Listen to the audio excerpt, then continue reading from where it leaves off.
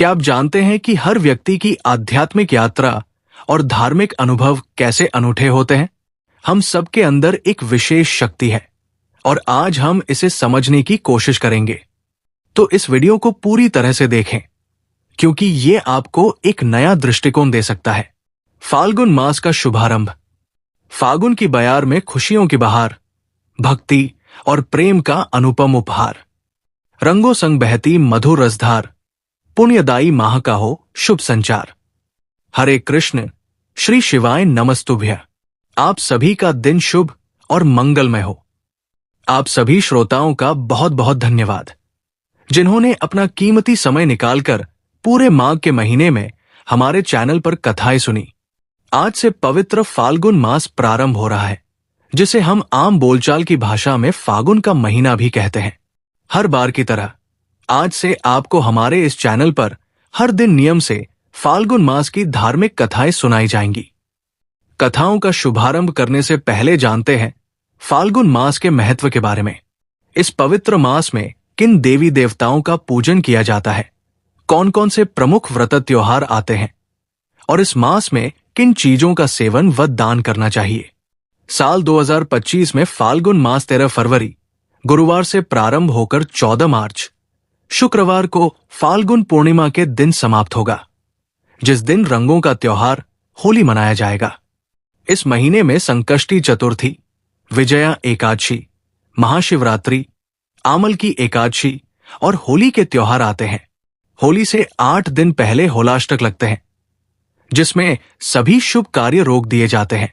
हिंदी पंचांग के अनुसार फाल्गुन साल का अंतिम महीना होता है और इसके साथ ही गर्मी का आगमन होने लगता है।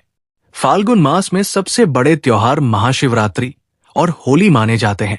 हिंदू धर्म के अनुसार चंद्र देवता भगवान शिव के अधीन है और शिवजी ने उन्हें अपने मस्तक पर धारण कर रखा है, इसलिए फाल्गुन मास को चंद्र देवता की आराधना के लिए उपयुक्त समय माना जाता है। इसके अलावा ये मास भगवान श्री कृष्ण को भी समर्पित है। श्री कृष्ण के बाल स्वरूप, युवा स्वरूप और गुरु स्वरूप की पूजा अत्यंत लाभकारी मानी जाती है। बाल कृष्ण की पूजा संतान प्राप्ति के लिए, युवा स्वरूप की पूजा दाम्पत्य जीवन को मधुर बनाने के लिए और गुरु स्वरूप की पूजा मोक्ष एवं वैराग्य प्राप्ति के लिए की जाती है। फाल्गुन शुक्ल अष्टमी को महालक्ष्मी जी और माता सीता की पूजा करने का विधान है। इस मास में खान पान और दिनचर्या में बदलाव करना विशेष शुभ होता है।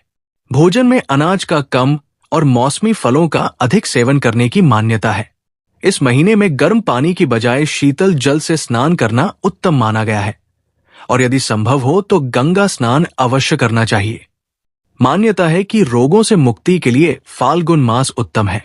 इस महीने में भगवान शिव को सफेद चंदन अर्पित करने से स्वास्थ्य लाभ होता है। महालक्ष्मी की पूजा करने से आर्थिक तंगी से मुक्ति मिलती है और पूर्णिमा के दिन देवी देवताओं को अबीर गुलाल अर्पित करने से जीवन के समस्त कष्ट दूर हो जाते हैं। फाल्गुन मास में दान का विशेष महत्व है। इस महीने में अपनी क्षमता के अनुसार गरीबों को दान और पितरों के निमित्त तर्पण करना चाहिए। इस मास में शुद्ध घी, सरसों का तेल, मौसमी फल और रंगीन वस्त्रों का दान अत्यंत शुभ फलदायी होता है। इस मास में अधिक से अधिक रंगीन वस्त्रों और सुगंधित फूलों का प्रयोग करना चाहिए। भगवान कृष्ण की पूजा में विशेष रूप से रंग बिरंगे ताजे फूलों का प्रयोग करना चाहिए। इस दौरान मांस, मदिरा और नशे से दूर रहना चाहिए। अब शुभारंभ करते हैं फाल्गुन मास महात्म्य की कथाओं का। कथा सुनने के बाद वीडियो को लाइक करें और कमेंट में हर हर महादेव अवश्य लिखें ताकि ये ज्ञात हो कि आपको कथा कैसी लगी। प्राचीन समय में नर्मदा नदी के तट पर विश्वान नामक मुनि रहते थे, जो शिवभक्त और जितेंद्रिय थे। उनका गृहस्थ जीवन सुखी था। एक दिन उनकी पत्नी शुचिस्मति ने उनसे कहा कि वो भगवान शिव जैसे तेजस्वी पुत्र की इच्छा रखती है। ये सुनकर मुनि आश्चर्यचकित हो गए और सोचा कि उनकी पत्नी ने अत्यंत दुर्लभ वर मांगा है।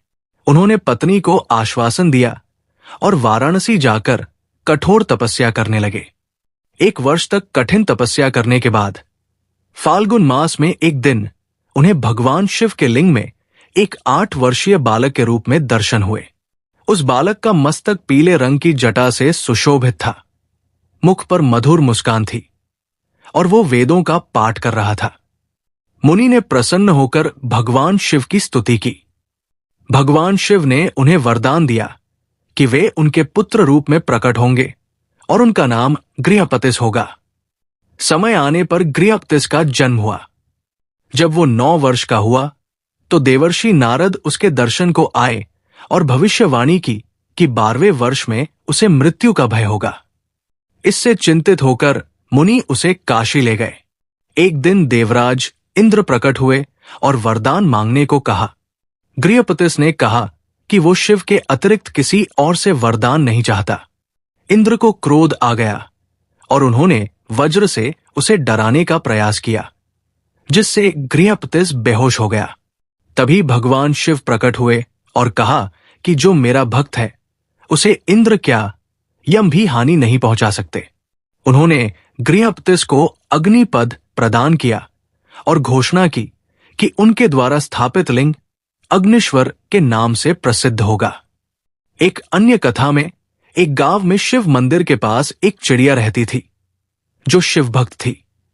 गांव में एक सेठ और सेठानी रहते थे जिन्हें संतान नहीं थी। सेठ पूजा पाठ में रुचि नहीं रखता था, लेकिन सेठानी धार्मिक थी। सेठानी के दुख को देखकर चिड़िया कैलाश पर्वत पर भगवान शिव और माता पार्वती के पास गई और प्रार्थना की कि सेठानी को संतान सुख मिले।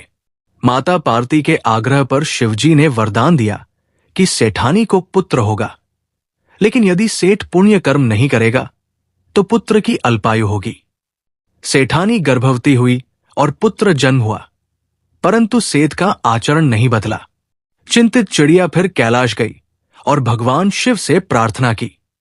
तब शिवजी ब्राह्मण के रूप में सेठ के घर पहुंचे और सेठ को पुण्य कर्म का महत्व समझाया। सेठ को अपनी गलती का एहसास हुआ और उसने महाशिवरात्रि व्रत करने का संकल्प लिया।